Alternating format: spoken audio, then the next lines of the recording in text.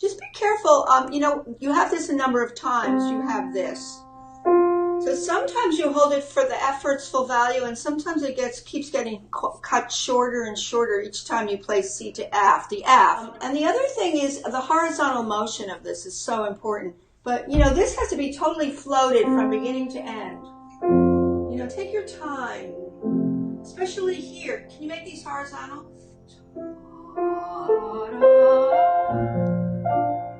Take your time for now. You see these two, these are tenths, right? Just float the tenths down. So you don't need to hear that. You just want to hear, ooh, oh. And then it follows, right? Longer ones.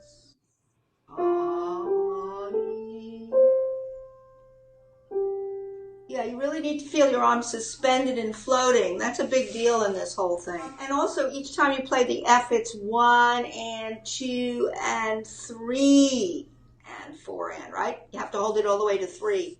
Sometimes, too, I have to point out that when you keep playing the C to F, the second time you play, you get little accents. You don't want that. What do you want? You want below. How do you get that? From below with a longer finger. Like this. So you don't get this finger action up, down sound. And think about these floating horizontal lines. Everything is horizontal in this, totally. Same with the little counterpoint. You know where the counterpoint is. The point. That too, it's floating. Right? Those little broken chords. See, it's floating over. Always floating, Roll to there. Roll to there. Roll to there. That's it. Roll to there. A little flourish, really. Yeah. This one, too. Yeah.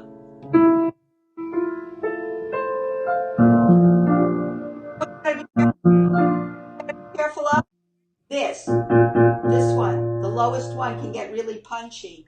You're really thinking it's a harmonic thing, Doodle. They're equal. They're equal, right? Equal notes. Hear that? By the time you hear that. Yeah? Balanced voices. That's what you want.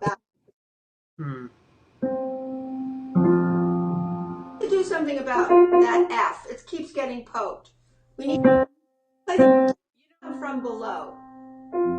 Well, do you see the wrist is playing it, not the finger? The wrist is playing the note. It's coming in with the wrist. And then the arm is floating through the wrist after that. Okay, try that again. Better. See, if you just practice this one note, how do you want to hear it inside your head before you play? You need to sound even before you play it. Yeah. Huh? 3 and if you're a singer, the air comes through you, but you don't belt it out. It's sort of subtly the air is swelling through the F. We can do it. We can do it. Can I say something about these notes following? Very spaced out. Nothing is getting anxious, all right? Can you get it even, like?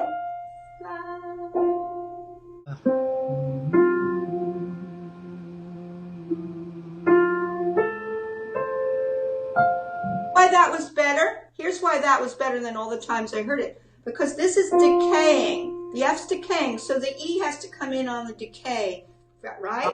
Comes in on the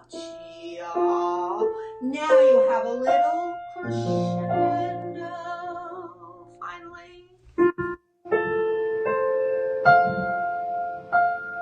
It's not a big crescendo, it's a little swell, that's all it is. We're still in the P to MP range here. We're not going to make a climax here at all. But this was good because you crept in on it, yeah? And then you went on it.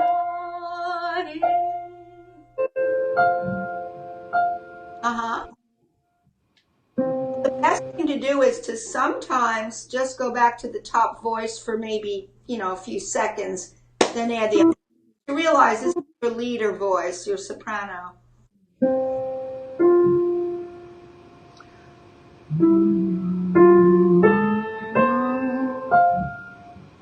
Here's the destination. The destination is that, right, that's your destination. It's the F, half note, high F.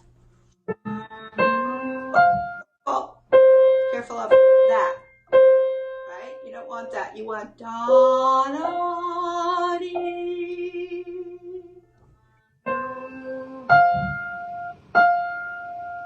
You know, that's a tricky place because you have a slight swell, but you're soft here, a little more, and MP. Ta, MP. That's an MP, not a MF. The half note is bigger than the eighth note before it, obviously, because it's a slight crescendo. Right. Here's your destination, the long F. Yeah. Okay. Okay. Yeah, this is very tricky because this is going to happen a lot of times in this piece. So if you do this here correctly, you'll have practiced several other places. And remember, avoid anything like that in this piece. That to get a bigger sound, you don't have to come vertical down. You can come from below and delay a little so that you don't get a smack, and you don't get a pointed sound. Right, and that's the way the Russian teachers teach too. They teach come under the note, and this is decay.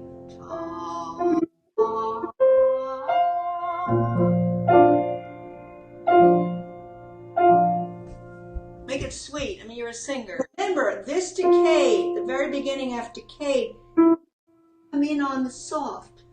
We're very soft, even here, very soft.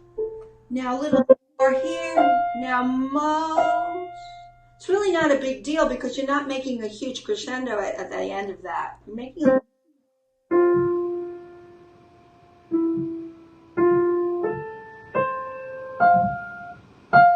better. That was better because it didn't jump out, the E, F, A, you know, those three notes. Now after that, you've arrived with just a very quick, this is quick, rotation.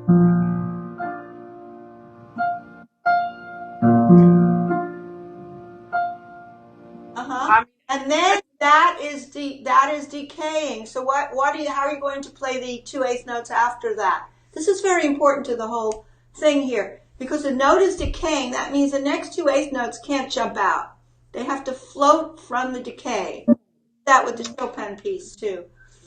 Okay. These decays that you have to listen attentively to tell you what to do next. Because the dynamic didn't change, did it? No, it doesn't tell you suddenly to play louder on EDC coming, no. So you came out of this, listen very carefully, flow. I mean, that's just floating in tense there. That's tense, gorgeous tense.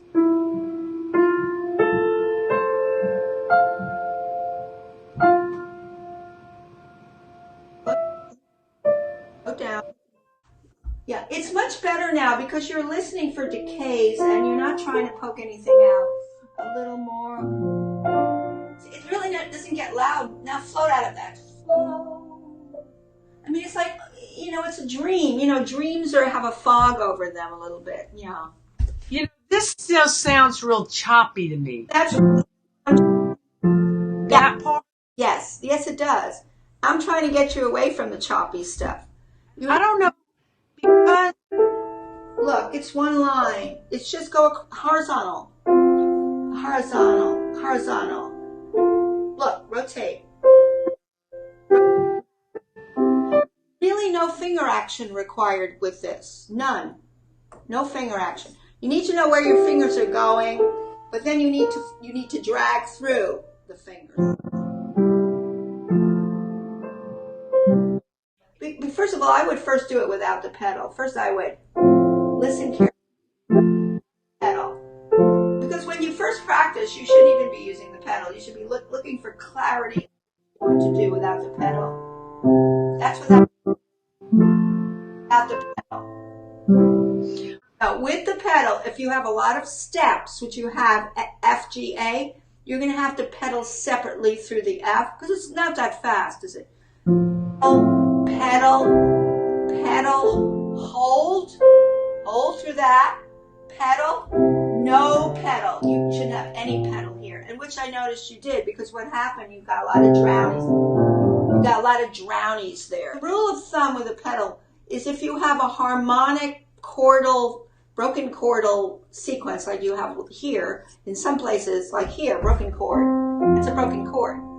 Yeah. Now here, you could blur a little or come off the pedal there, because you don't want so much pedal. I get off the pedal here. I'm off it, but I'm back on it here.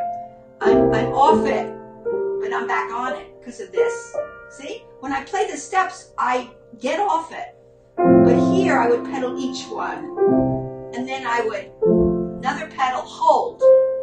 Pedal, no pedal, pedal, little blur is okay. Tiny blur.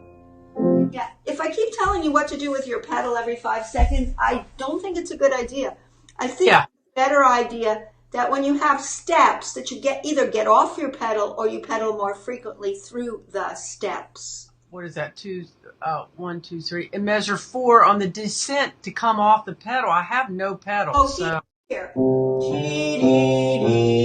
you don't need any pedal. Because I mean, yeah, that's all pedal. You might pick it up at the very end with a little tiny blur, but all that is too many steps to pedal. Okay. Part I just never. I mean, it's such a beautiful part, but here's what I'm finding myself doing: pedal, pedal, pedal, hold, pedal, no pedal. Now pedal here. You might as well just go back.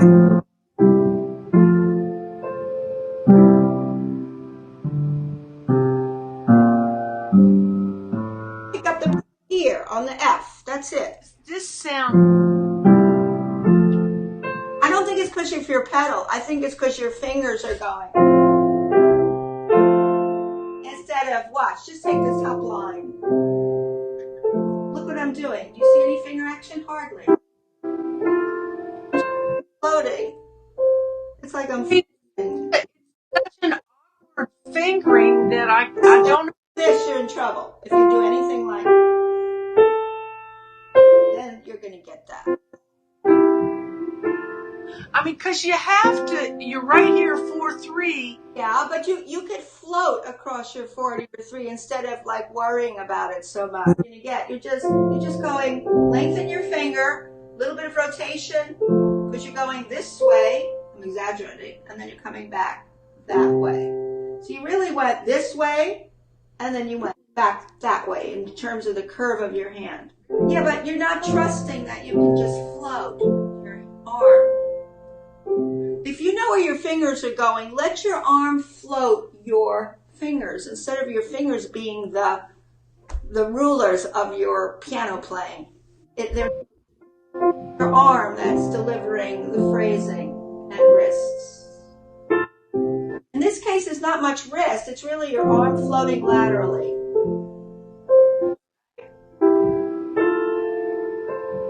That's very good what you just did now, because it's not so, oh, here comes the 4 over the 3 or the 3 over the 4, whatever. You just say, let me isolate the top voice, because that's what needs to come out. This one right here, right? See, look what I'm doing. I'm practicing the 1-4 to the 2-3. The 1-4 to the 2-3, because that's what's happening there at the end, right? See? That's what's happening.